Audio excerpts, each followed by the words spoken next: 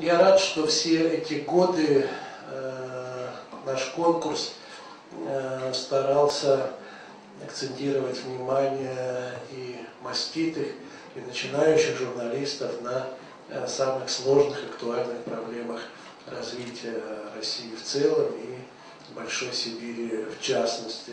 Много раз слышал и от руководителей средств массовой информации, от известных журналистов, от политиков, что очень многие направления вашей работы, очень многие материалы, они действительно были не только профессиональными, но несли в себе что-то новое.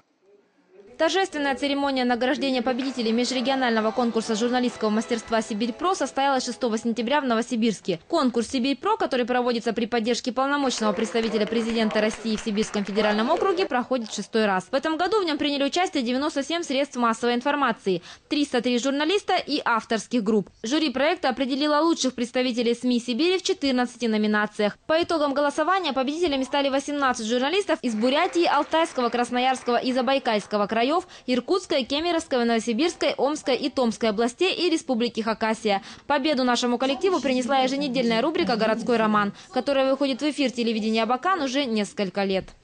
Конечно, для меня это было приятной неожиданностью. Я всего год работаю на телевидении Абакан, и победа в таком масштабном конкурсе для меня это очень важно. Я говорила об этом и на церемонии награждения, и сейчас, что любой материал, любой сюжет – это работа целой команды, целого коллектива. А потому это наша общая победа. Не скрою, конкурс придал мне больше амбиций. И, возможно, я теперь буду пробовать свои силы и в других конкурсах.